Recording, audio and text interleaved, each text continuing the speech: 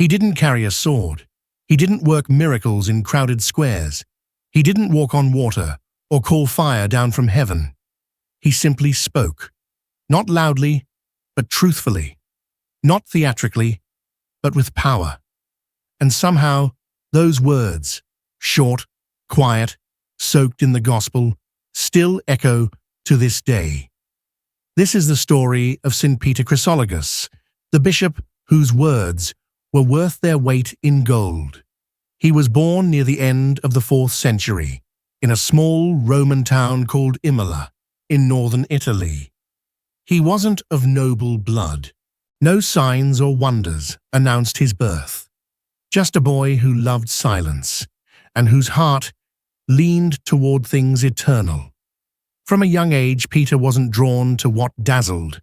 While others chased victory or status, he chased meaning. Thankfully, someone saw that spark, Bishop Cornelius, the wise shepherd of Imola. He baptized Peter, taught him, and eventually ordained him a deacon, entrusting the altar to a young man whose eyes already carried the weight of heaven. Years later, the Diocese of Ravenna, a major city, almost a second capital of the Western Roman Empire, fell vacant.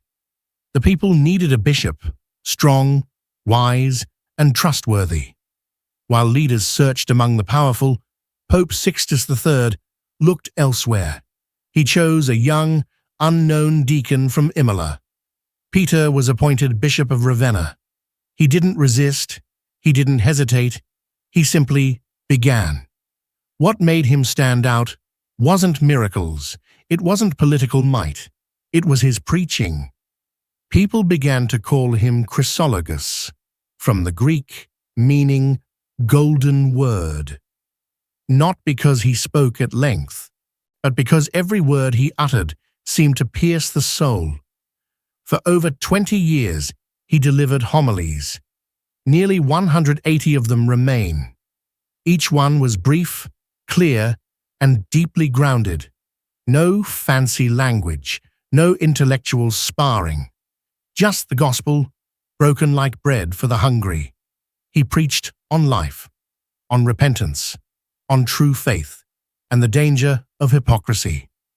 There's one line often attributed to him, passed down through centuries, though not found in his confirmed writings.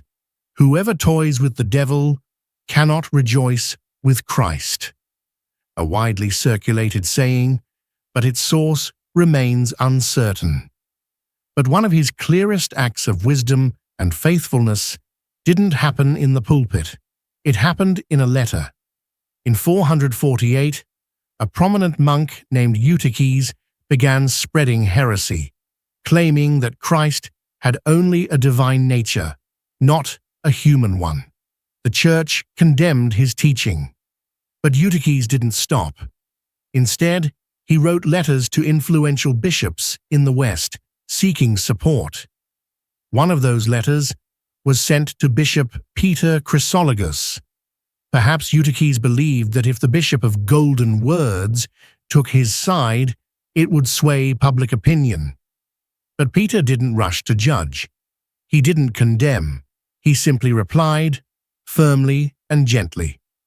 For the sake of faith and peace, we cannot decide this matter without the consent of the Bishop of Rome. One sentence, but a monumental choice. He chose loyalty over fame, unity over ego. And in that quiet decision, the Church held firm. After many faithful years, Peter returned home to Imola.